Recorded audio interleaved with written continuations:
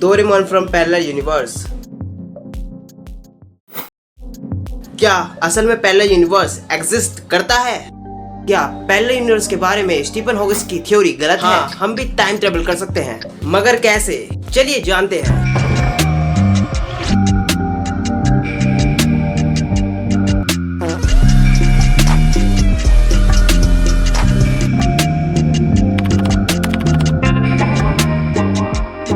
नमस्कार दोस्तों, आप इस पिक्चर के बारे में तो जानते होंगे, और अगर नहीं जानते तो जाके मेरी इस वीडियो को देखिए, क्योंकि इस वीडियो में मैंने इसके बारे में बहुत डीपली समझाया है। और आज की इस वीडियो में मैं आपको अपनी एक थ्योरी दूंगा इस डोरेमोन के बारे में, जो कि फुल्ली साइंटिफिक रिसर्च और लॉजिक पर बेस्ड है। तो आइए आपको साइंटिफिक मैनर से साइंटिफिक टेंशन में ले चलते हैं। तो वो साल था 2022, जब डोरेमोन के स्टैचू को जापान के पास समुद्र में ढूंढा गया। और आज इसके 2 साल बाद 2024 में भी किसी को नहीं पता कि ये स्टैचू उस समुद्र में पहुंचा कैसे।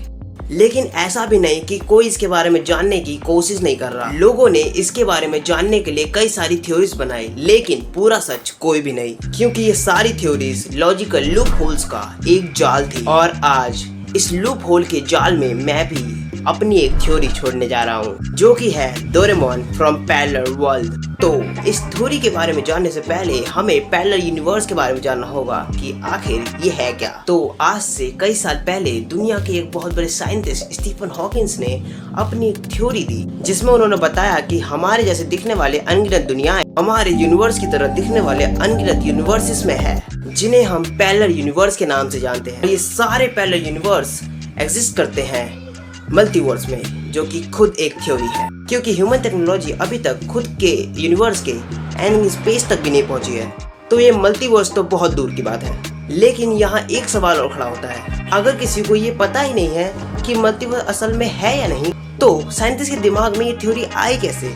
मेरा मतलब है यहाँ कोई तो ऐसी चीज होगी जिसने एल्बर्ट आइंस्टाइन, स्टीफन हॉकिंस जैसे कई सारे साइंटिस्ट को ये सोचने में मजबूर किया कि मल्टीवर्स जैसा भी कुछ हो सकता है। आई गेस अब तक तो आप लोग समझ गए होंगे कि मैं किसकी बात कर रहा हूँ। एग्जैक्टली मैं बात कर रहा हूँ एक बहुत ही फेमस फिनोमेना डेजा वू के बारे में। और जिन लोगों को इसके बारे में नहीं पता, ये एक टाइप ऑफ सिचुएशन है जो तब होती है जब किसी इंसिडेंट को देखने पर आपको ऐसा लगता है कि ये तो आप पहले भी देख चुके हो। लेकिन असल में होता ये है कि किसी और यूनिवर्स में आपका कोई duplicate same incident same time पर देखता है, और इसीलिए आपको ऐसा लगता है कि ये तो आपने पहले भी देखा है। लेकिन ऐसा होता नहीं है। तो अब हम पैरेलल यूनिवर्स के बारे में बहुत कुछ जान चुके हैं, ये भी कि ये यूनिवर्सेस हमारे यूनिवर्स से जुड़े हुए हैं, लेकिन ना हम इन्हें देख सकते हैं और ना ही वो हमें। अब इतना जानने के बाद हम चलते हैं वापस डोरेमोन के पास। तो नॉर्मली ना ही हम पैरेलल यूनिवर्स को देख सकते हैं और ना ही वहाँ ट्रैवल कर सकते हैं, लेकिन ये दुनिया इतने सारे चमत्कारों से भरी हुई है जहाँ तक हमारी साइंस कम से कम अभी तक तो नहीं पहुँची है। और इसी के चलते कई सारी ऐसी चीजें हैं जिनके बारे में हम बस थ्योरिकली जानते हैं, और उनमें से ही एक थ्योरी है वर्म होल। अब ये वर्म होल होता क्या है, इसकी फुल एक्सप्लेनेशन किसी और वीडियो में कर लेंगे, मगर अभी के लिए आप बस इतना जान लीजिए कि ये एक टनल की तरह काम करते हैं, एक यूनिवर्स से दूसरे यूनिवर्स को जोड़ते हैं। और कमाल की बात तो ये है कि इसका कोई एग्जैक्ट टाइम और स्पेस नहीं होता है। तो इसका मतलब ये है कि ये स्पेस टाइम की फैब्रिक में चेंजेस की वजह से कहीं भी और कभी भी आ जा सकता है।